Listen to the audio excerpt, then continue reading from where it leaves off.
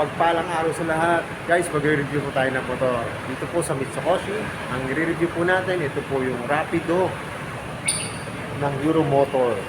Guys, mga naghahanap ng underbone dyan. Pero pag bago pa lang po kayo sa aking YouTube channel, pa-subscribe naman po at pahit ng notification bell para updated po kayo sa aking mga video. Tara guys, simulan natin ito review. Guys, ito po yung motor ng Euromotor Rapido E3. Guys, kita nyo naman ang mukha, oh. Napaka-pogi, napakaganda. Ang kulay po nito ay glossy na black na may glossy rin siya na red. Halo po siya. Simulan natin itong review sa gulong niya. Ang sukat po ng harap na gulong nito ay 2.50 by 17 po. Yan. Ang tatak nito ay 1 dot. Ang sukat po ng harap niya ay 1.40 by 17. Spokes. Sa ganda nito guys, oh. Disc brake na siya. Kaya pogi. Tapos ang kanyang brake caliper matte black. Yung kanyang front shock ay glossy na kulay gray. Kita nyo yung hub nyo, pogi, oh. Ganda ng design, oh. Saka yung spike ng gulong, yan, makapit. Saka malalalim po. Fender nya, glossy na red. Guys, ang headlight po nito ay halogen. Yung kanyang signal light po ay bug type. Sa likod na gulong naman po, ang sukat po nito ay 2.75 by 17 po. Ito naman yung kanyang rim, 1.60 by 17.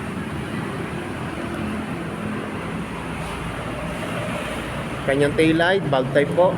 Pati yung kanyang signal light. May reflector po dito para kita tayo sa gabi. Guys, drum brake yung likod.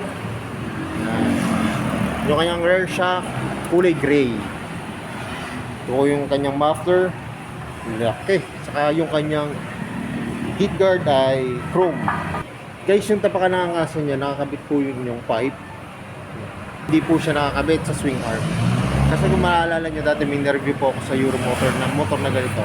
Yung kanyang tapakan ng hangkasan po, nakakabit po dito sa sa swing arm. Ito po, hindi na po. Kanyang grab bar, gray po. Glossy na gray. Ito po yung kanyang engine. Ayan. Kanyang kickstart, chrome po na may rubber. Ito yung kanyang tapakan.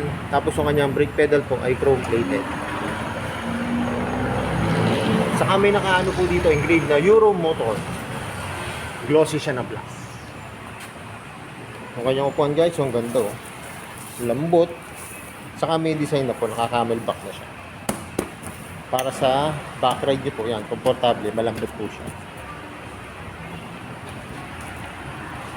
Ito guys yung kabilang side ng engine, yan, may naka-engrave po na Euromotor. Yung kanyang gear pedal ay chrome plated po na may rubber. Yung kanyang side stand at center stand po ay glossy na black. And guys, oh, ito po yung kanyang manubela, ganda. Guys, carb pa po ito, ah. Meron po siyang choke. Ito po yung mga function. High and low. Signal light. Busina. Ito po yung kanyang choke. Park light. Electric start. Kanyang brake lever, lambot. Ito yung kanyang throttle po. Yan. Saka guys, ito po yung kanyang gauge panel. Yan, makikita nyo po yung tinakbo. Ayan po, ito po yung tinakbo nyo, yung bilis, yung gear nyo po, ayan, maganda po ito, may gear indicator, may fuel na rin po siya, sa yung headlight kung naka-high o naka-low kayo, tapos yung magkabila yung signal light. Sa decals naman po, napakaganda, napakasimple lang po. So yun guys, sasakyan ko na itong Euromotor Rapido E3 110. Tignan nyo guys pag nakasakay na ako sa unit.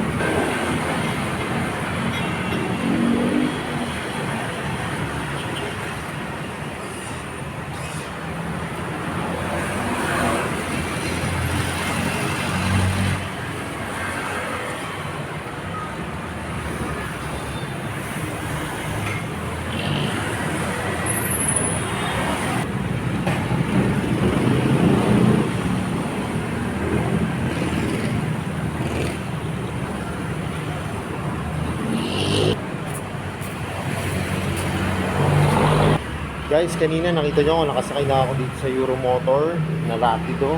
Napakaganda po, napakalambot ng upuan.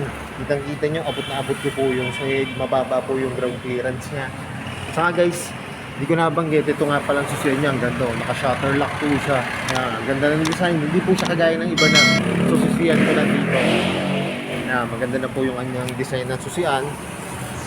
Saka kanina pagtapa ko dito sa aking brake pedals, meron po siya ditong yung guide po para hindi po dumikiting yung paa sa engine po. Kasi pagka malayo na yung tinakbo nyo, nainit po yan guys.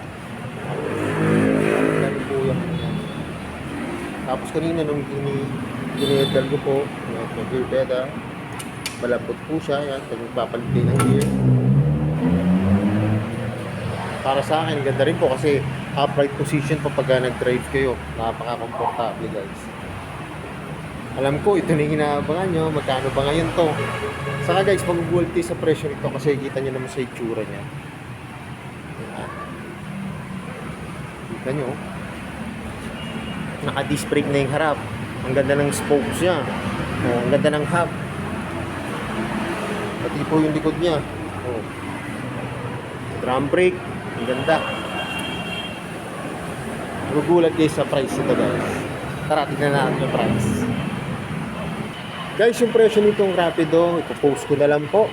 Ayan. Saka guys, ang available po dito na kulay. Ito po black and red. Ayan.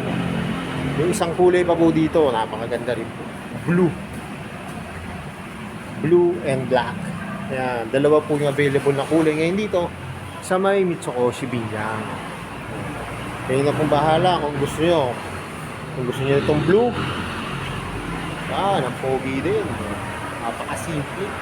Talagang agaw pansin to pag dinrive nyo po ito. Papatingin sila.